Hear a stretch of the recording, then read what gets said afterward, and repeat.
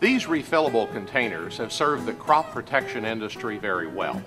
A single 250-gallon refillable container replaces 100 of these 2.5-gallon jugs.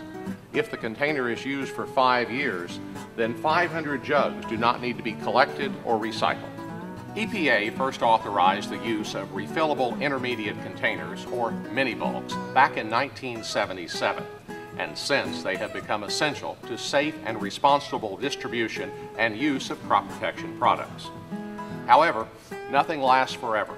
Eventually, even the best refillable container must be removed from service and responsibly disposed of or recycled.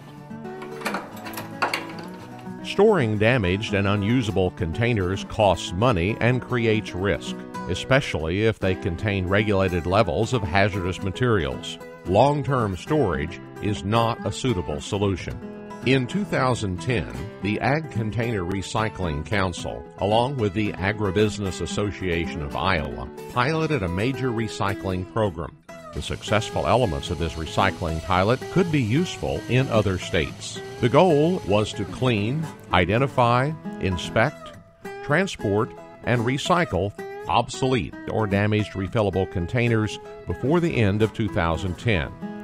ACRC member companies, the manufacturers of crop protection products, covered most of the cost of bringing in containers that needed to be recycled. Because some of these containers may not have originated from ACRC members, it is important for the entire industry to share responsibility. In this way, unusable containers can be recycled without the dealer risking costly fines and EPA enforcement action. The involvement of container owners, the distributors or retailers, is vitally important. They possess the Minibulks, and they will suffer the consequences if they are not managed properly. If they take appropriate action to sort and clean containers for recycling, ACRC member companies are ready to help with a responsible and cost-effective recycling program that benefits the entire industry. But this will only work if there is shared responsibility for these containers. There was a very positive related benefit for agri-industry. The plastic from these containers was segregated from the post-consumer waste stream and used in the manufacture of drain tile and other ACRC-approved end uses. Another reason for the timeliness of this program is the new container regulations from the U.S. Environmental Protection Agency. In August of 2011, the EPA will regulate these IBCs under the Federal Insecticide, Fungicide, and Rodenticide Act. Regular performance testing will be required, and containers must be retrofitted if they do not meet the standards. We've got some older tanks that literally are deteriorating if they get a scratch in them and they spend time out in the sun, of course, which they do in the weather. You'll see tanks that will literally crack. The initial goal of the Iowa pilot is to engage the agri-dealer community to take action and evaluate all their Minibulk containers as to their usefulness. If the container has lost its structural integrity or will be expensive to retrofit, this program gives the dealer the means to properly dispose of it with minimal effort and expense, and to avoid costly fines after the 2011 rule is in effect. There is a financial cost and a commitment to get into the game, but we hope that agri-dealers will see that it is well worth the time, effort, and investment. Agri-dealers can pay a little this year to solve a problem, or wait until next year and risk significantly higher cost or fines and business interruption. We will start with the identification of containers and evaluation of their structural integrity.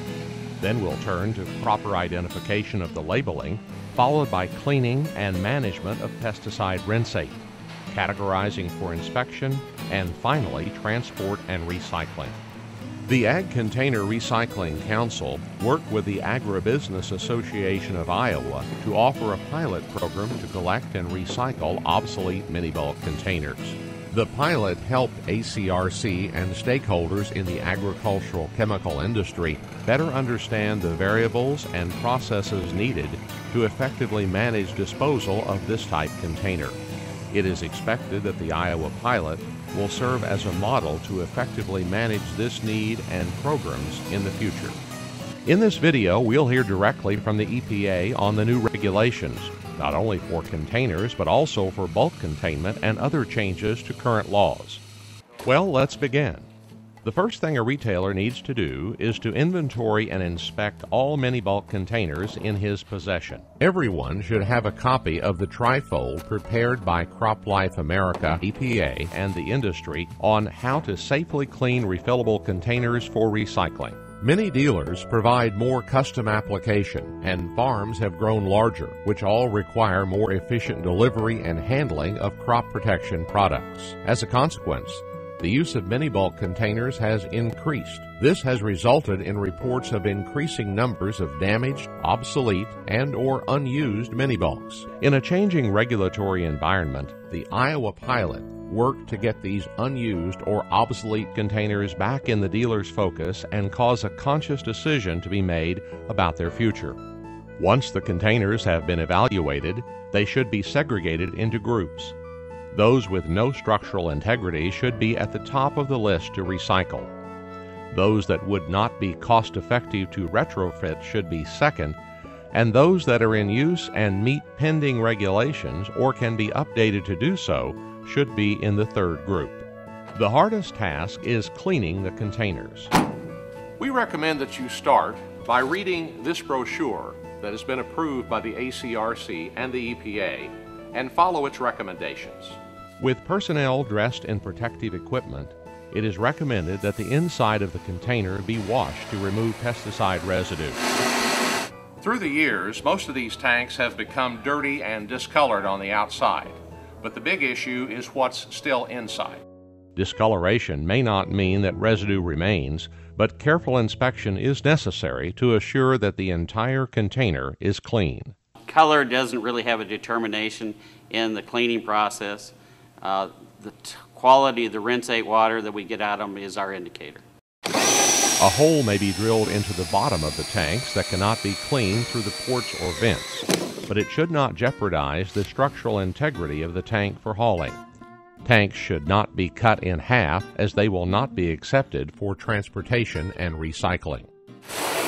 The water generated from cleaning should be captured and used as makeup water in future crop protection applications, in accordance with the label instructions. It is important to identify the last product that was in the tank to properly handle the rinsate. If the last use is unknown, it should be treated as a waste product. Once all tanks have been cleaned, those that the dealer views as clean should be segregated pending final inspection by the recycling contractor.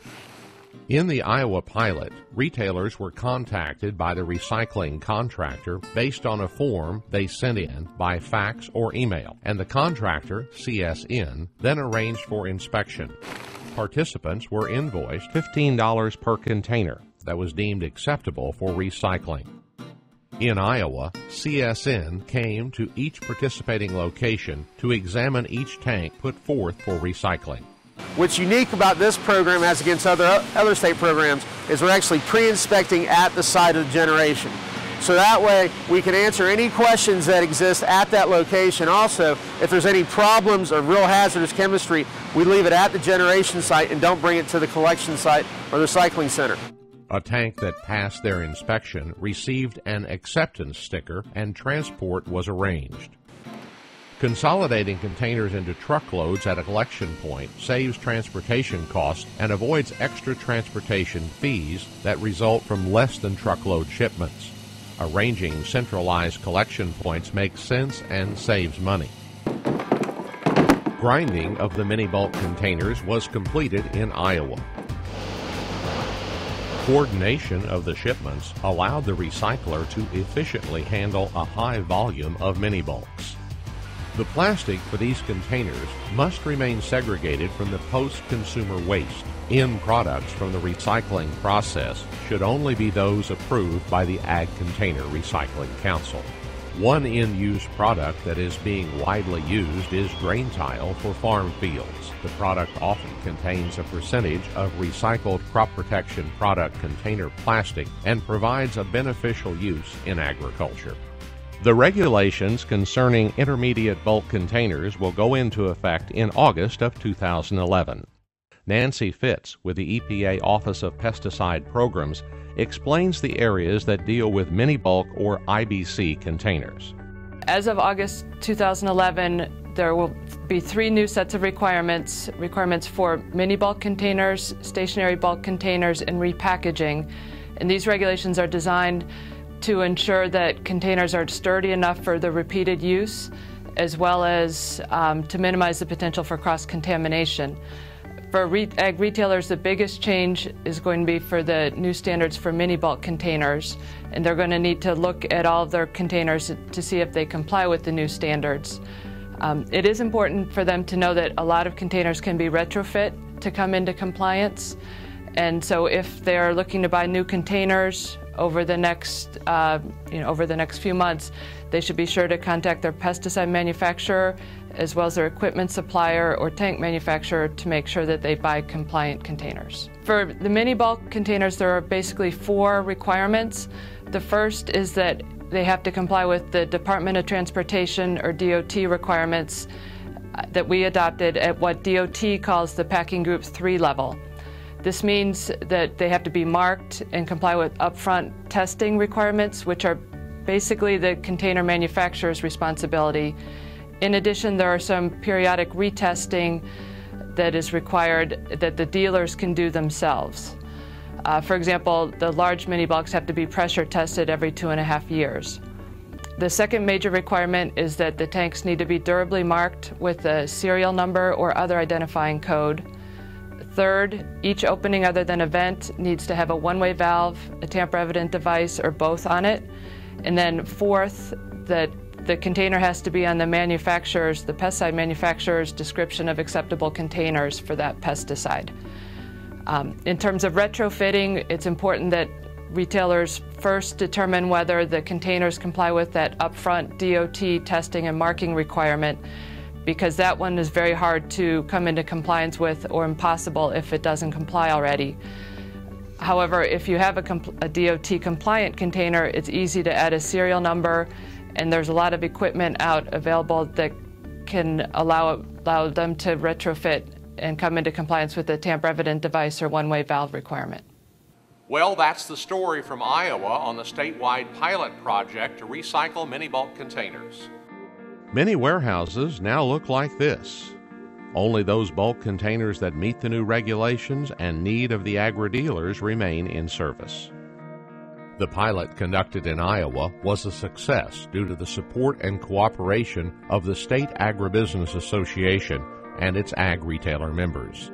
If you are thinking about implementing a Minibulk recycling project in your region or state, we suggest that you solicit the support of state agribusiness and government regulatory agencies. In addition, CropLife America, the Ag Container Recycling Council, and the U.S. Environmental Protection Agency can provide guidance materials relating to best practices for each step in the recycling process. For more information, contact the Ag Container Recycling Council at this email and telephone number.